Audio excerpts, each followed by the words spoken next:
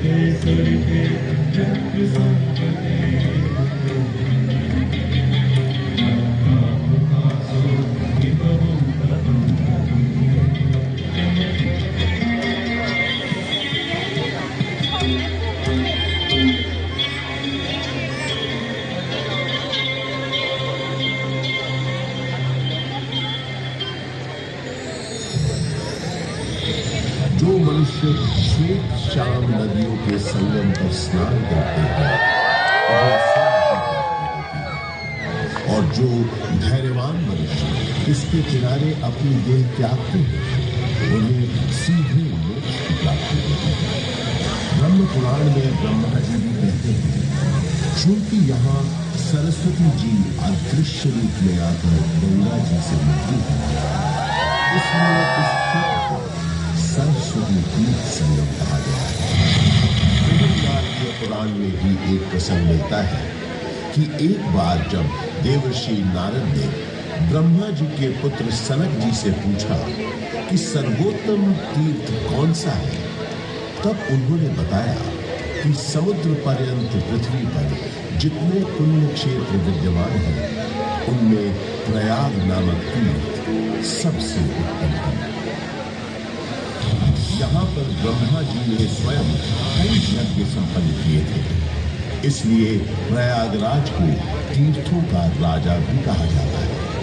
तो ऐसे पावन तीर्थ पर बसा है हमारा प्रयागराज।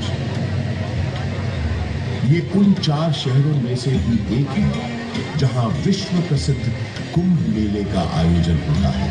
चलिए आज मैं आपको इसी से जुड़ी एक पौराणिक कथा सुनाता हूं।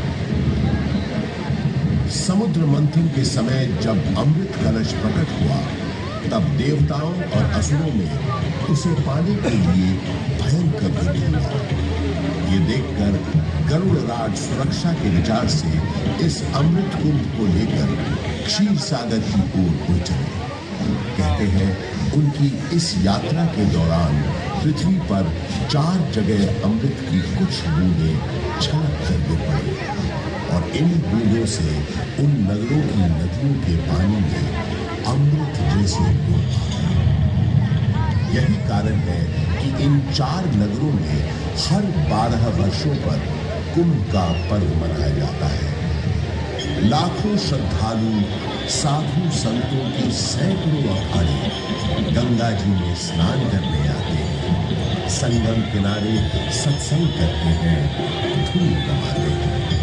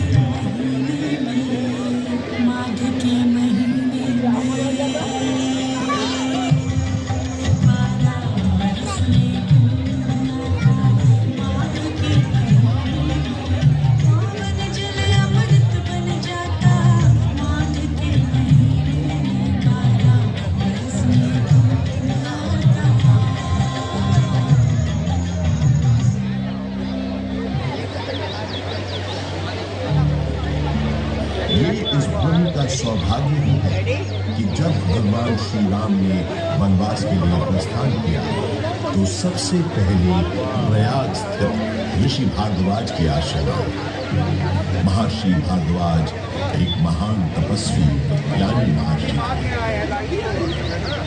रामचरितमानस में गोस्वामी तुलसीदास जी ने लिखा है कि भारद्वाज मुनि बस ही प्रयागा, अर्थात भारद्वाज मुनि का निवास स्थान प्रयागराज है।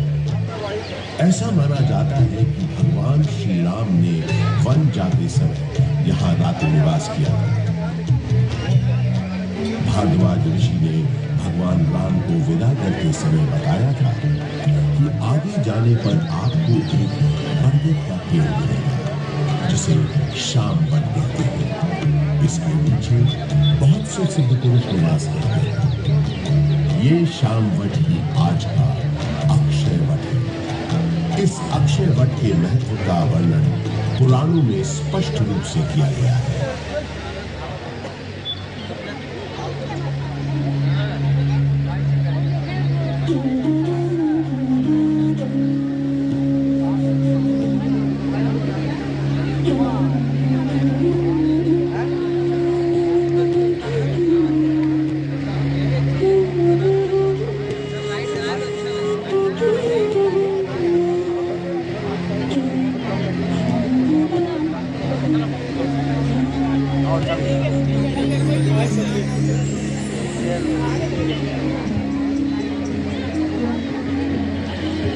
मूलं विष्णु स्वयं साक्षात् स्कन्धालक्ष्मी स्वयं शुभा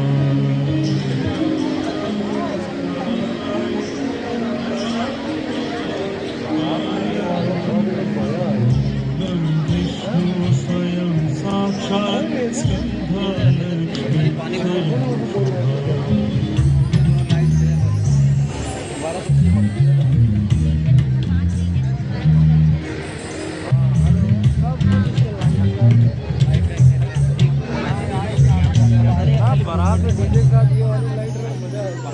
पुष्पाणि भारती देवी पुष्पाणि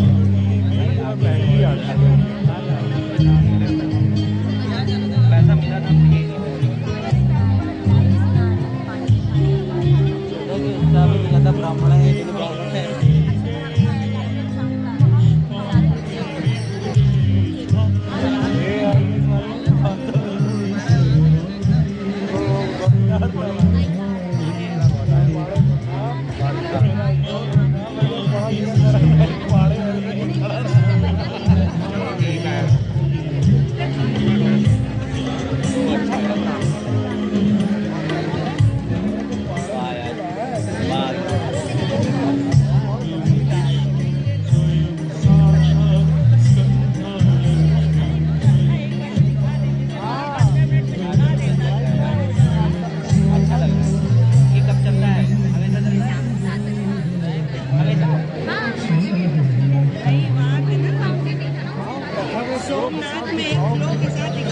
अर्थात अक्षयवट की जड़ स्वयं साक्षात विष्णु है, शाखाएं स्वयं मंगलमयी लक्ष्मी है, उसके पत्तों में देवी सरस्वती वास करती है तो उसके पुष्पों में भगवान शिव। चतुरानंद ब्रह्मा जी उसके फल हैं और विष्णु जी इन सब का आधार है।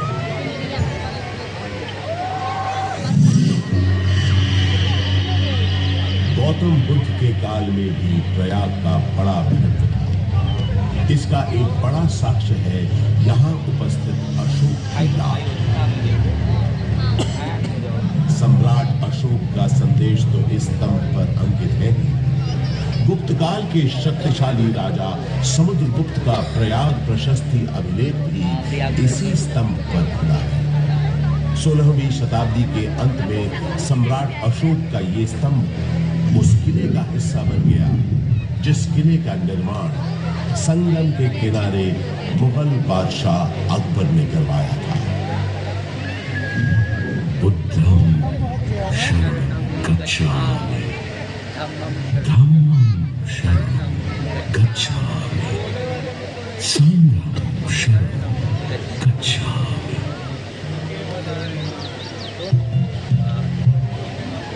हजारों वर्ष पुराने इस प्रयाग नामक नगर के आध्यात्मिक और धार्मिक महत्व से बादशाह अकबर इतने प्रभावित हुए कि उन्होंने यहाँ एक नया शहर भी बसा दिया और उसका नाम रखा इलाहाबाद, जो वक्त के साथ साथ बन गया इलाहाबाद। अपनी भौगोलिक स्थिति, सुंदर आबोहवा और राजनैतिक महत्व की वजह से इलाहाबाद ब्रिटिश हुक्मरानों को भी बेहद पसंद आया और कुछ ही समय में ये शहर ब्रितानी हुकूमत का एक महत्वपूर्ण केंद्र बन गया। इलाहाबाद हाईकोर्ट इसका एक जीवंत उदाहरण है। देश के 4 उच्च न्यायालयों में से तो एक ये है ही, इसके अलावा अनेक महत्वपूर्ण और ऐतिहासिक फैसले देने का श्रेय भी इस न्यायालय को जाता है। शिक्षा के प्रसार के लिए अंग्रेजों द्वारा बनाया गया इलाहाबाद विश्वविद्यालय इस शहर को उनका दूसरा महत्वपूर्ण योगदान था। इलाहाबाद विश्वविद्यालय की स्थापना 16 नवंबर 1887 को हुई। पूर्व का ऑक्सफोर्ड कहे जाने वाले इस विश्वविद्यालय का शुरुआती नाम न्यू सेंट्रल कॉलेज था। यहाँ का विजयनगरम हॉल 7 खंडी मीनारें इतनी सुंदर और आकर्षक है कि आते जाते लोगों की निगाहें बरबस अपनी ओर खींच लेती हैं। 20वीं सदी की शुरुआत से ही इलाहाबाद हिंदी साहित्य का एक बहुत बड़ा केंद्र बनकर उभरा। ऐसी ही कुछ प्रसिद्ध शख्सियतों के नाम एकाएक तब याद आते हैं जब इस शहर से जुड़े साहित्यकारों की बात होती है, जैसे हास्य व्यंग के मशहूर शायर अकबर इलाहाबादी साहब, फिराक गोरखपुरी जो उर्दू के जाने माने शायर तो थे ही, अंग्रेजी भाषा के भी प्रकांड पंडित थे, महादेवी वर्मा हिंदी की सशक्त कवयित्री जो आधुनिक मीरा के नाम से भी जानी गई, सुमित्रा नंदन पंत हिंदी साहित्य के छायावादी युग के महत्वपूर्ण स्तंभ, मधुशाला के लेखक और हिंदी साहित्य के पुरोधा कवियों में से एक हरिवंश राय बच्चन और अपने नाम ही के अनुरूप हिंदी भाषा के निराले कवि सूर्यकांत त्रिपाठी निराला, जिनकी ये कविता को अद्भुत है। देखा मैंने उसे इलाहाबाद के पथ पर, वो तोड़ती पत्थर, चढ़ रही थी धूप गर्मियों के दिन, दिवा का टमटमाता रूम, उठी झुलसाती हुई लू, रुई जूं चलती हुई भूख, गर्द चिंगी छा गई, प्राय हुई दोपहर, वो तोड़ती पत्थर, देखा मैंने उसे इलाहाबाद के पथ पर, देखा मैंने उसे इलाहाबाद के पथ पर। कला और साहित्य के साथ साथ राजनीति का भी खास गढ़ रहा है प्रयागराज। स्वतंत्रता संग्राम के अनेक शूरवीरों और गणमान्य व्यक्तियों का नाता इस शहर से रहा है, जैसे पंडित मोतीलाल नेहरू, राजश्री पुरुषोत्तम दास टंडन, महामना मदन मोहन मालवीय आदि। स्वतंत्र भारत के पहले प्रधानमंत्री पंडित जवाहरलाल नेहरू का जन्म इसी शहर में हुआ था। उनका घर आनंद भवन स्वाधीनता संग्राम की गतिविधियों का एक बड़ा केंद्र था, जिसकी वजह से प्रयागराज भी आजादी की लड़ाई का एक महत्वपूर्ण हिस्सा बन गया। आजादी की बातें करें तो मुझे याद आता है सन 1857 का स्वाधीनता संग्राम, जिसका गवाह मैं खुद रहा। अनेकों भीषण लड़ाइयां मैंने देखी। एक बार तो मुझे लगा था कि बस हमें विदेशी हुकूमत से छुटकारा मिल ही गया, लेकिन इसे बदकिस्मती कहें कि अंत में बाजी पलट गई। परंतु इन युद्ध की वजह से इलाहाबाद एक दिन के लिए ही सही भारत की राजधानी बना। वो दिन था 1 नवंबर 1858। उस दिन प्रयागराज के मिंटो पार्क में एक शाही दरबार लगा था, जिसमें लॉर्ड कैनिंग ने महारानी विक्टोरिया का महत्वपूर्ण घोषणा पत्र पढ़ा। आज 1 नवंबर 1858 के दिन से हिंदुस्तान में ईस्ट इंडिया कंपनी का राज खत्म हो जाए। अब से इंडिया में मलिका विक्टोरिया का राज होगा। ब्रिटिश ताज की हुकूमत होगी यहाँ। उस दौर से निकलकर समय के साथ थोड़ा आगे बढ़े तो मुझे याद आता है अपने चारों ओर बाहें फैलाए ये विशाल पार्क, जिसके आंगन में खड़ा मैं आज आपको ये कहानी सुना रहा हूं।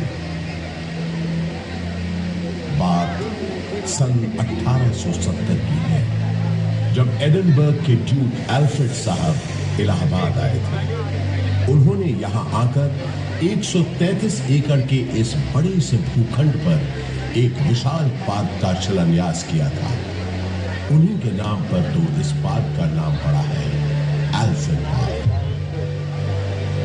ब्रितानवी हुक्मरानों ने इस पार्क के भीतर कई एक महत्वपूर्ण इमारतों का भी निर्माण करवाया। अब जैसे कि ये मशहूर गवर्नमेंट पब्लिक लाइब्रेरी, इलाहाबाद के उस जमाने के कमिश्नर फ्रांसिस ऑटवे मेन एक लाइब्रेरी बनवाना चाहते थे, जिसके लिए उन्होंने मशहूर आर्किटेक्ट रिचर्ड रॉस्किल बेन को बुलवाया और कहा, बेन, हमने तुमको बोला था ना, हमको एक लाइब्रेरी बनाने का है। आई रिमेम्बर सर, आपने बताया था आपका डियर फ्रेंड और इलाहाबाद का एक्स कमिश्नर मिस्टर कटबर्ग बेंसले थॉर्नहिल का मेमोरी में आपको एक लाइब्रेरी बनवाना है, राइट? यस, थॉर्नहिल तुम एक बहुत काबिल टाउन प्लानर था। आधा इलाहाबाद उसे ने प्लान किया है।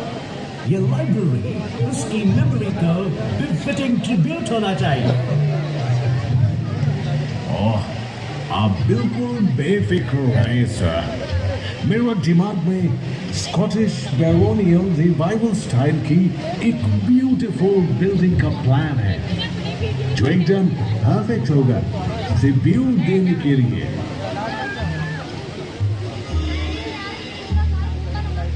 वादे के मुताबिक श्रीमान बेन ने एक बहुत ही खूबसूरत इमारत बनाई, जिसे उस जमाने में थॉर्नहिल मेन मेमोरियल के नाम से जाना जाता था। और आज हम इस शानदार इमारत को गवर्नमेंट पब्लिक लाइब्रेरी के नाम से जानते हैं। यहाँ इस लाइब्रेरी में लगभग 1.25 लाख से भी ज्यादा किताबें और अन्य ऐतिहासिक दस्तावेज मौजूद हैं।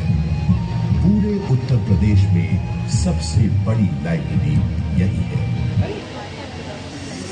विक्टोरिया मेमोरियल कोलकाता में है, ये तो सब जानते हैं, लेकिन उससे थोड़ा छोटा मगर बेहद सुंदर विक्टोरिया मेमोरियल यहाँ प्रयागराज में भी मौजूद है। ये बात बहुत कम लोग जानते हैं। इसी पार्क के अंदर महारानी विक्टोरिया की याद में बनी सफेद संगमरमर की इस न्यू गोथिक शैली की छतरी या कैनोपी का निर्माण सन 1905 में हुआ था, और इसी कैनोपी में उनकी 7.5 फुट ऊंची मूर्ति का अनावरण अगले साल 1906 में हुआ। आजकल वो मूर्ति लखनऊ म्यूजियम में रखी है। इसी विक्टोरिया मेमोरियल के बगल में अंग्रेजों ने एक बैंड स्टैंड भी बनवाया। उस जमाने में ब्रिटिश सरकार के ज्यादातर जलसे और दावतें इसी पार्क में हुआ करती थी। उन कार्यक्रमों के दौरान यहाँ पुलिस बैंड बजाने का रिवाज था। इस संगीत का आनंद अंग्रेजों के साथ साथ कुछ रईस और रसूखदार इलाहाबादी भी लेते थे। ऐसा माना जाता है कि ये बैंड स्टैंड अंग्रेजों को एक बंगाली सज्जन बाबू नीलकमल मित्रा ने भेंट किया था।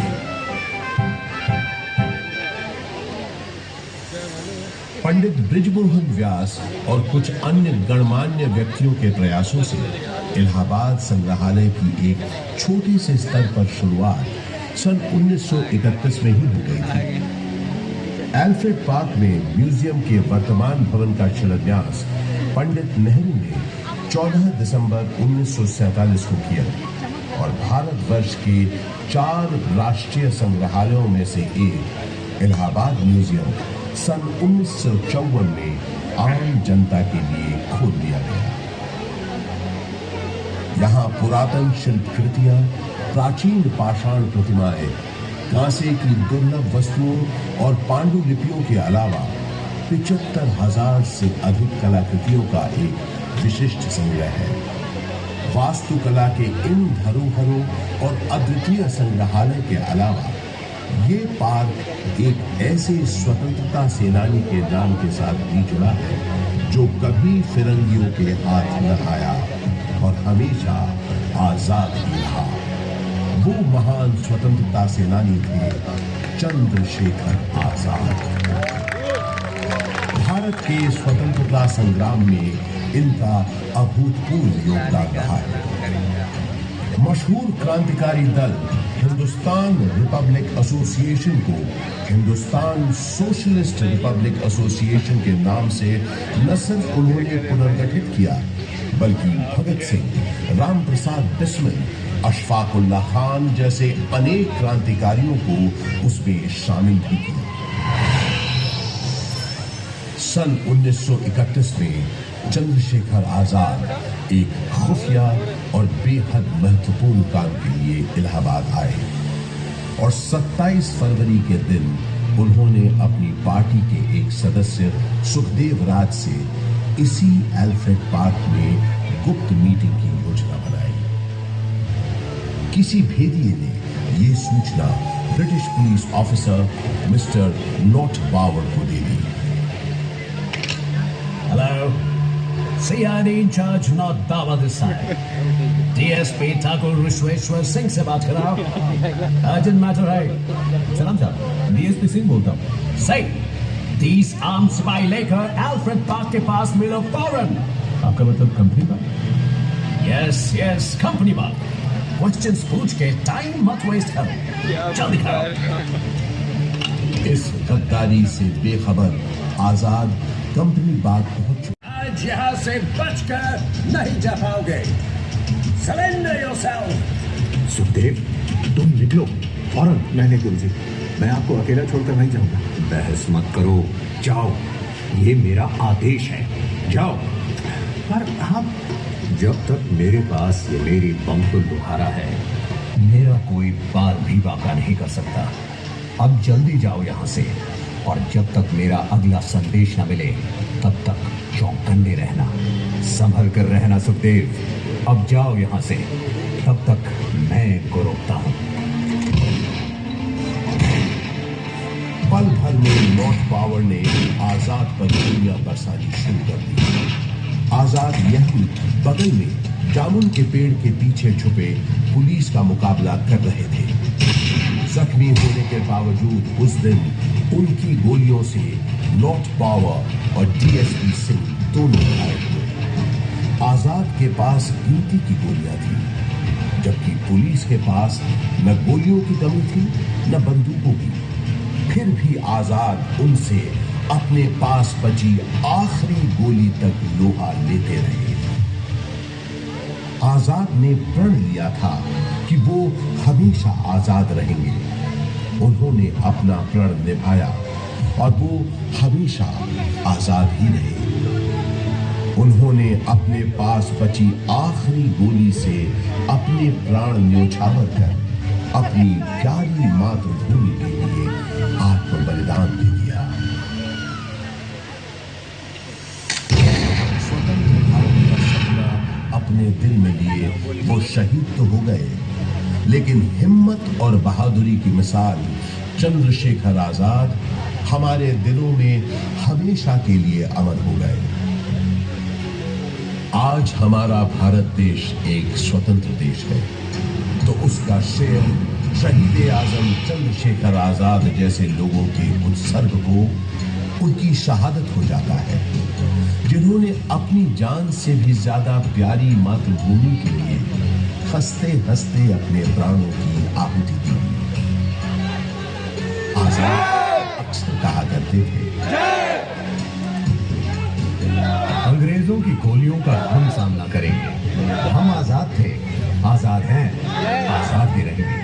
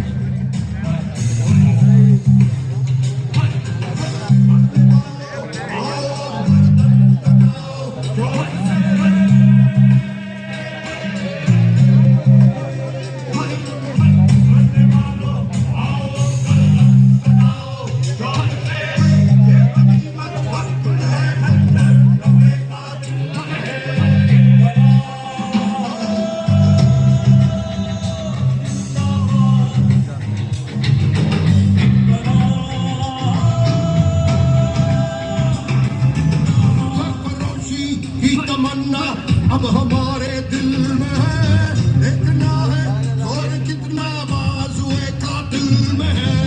रंगरोशी की तमन्ना अब हमारे दिल में है, देखना है और कितना बाजुए कातिल में है।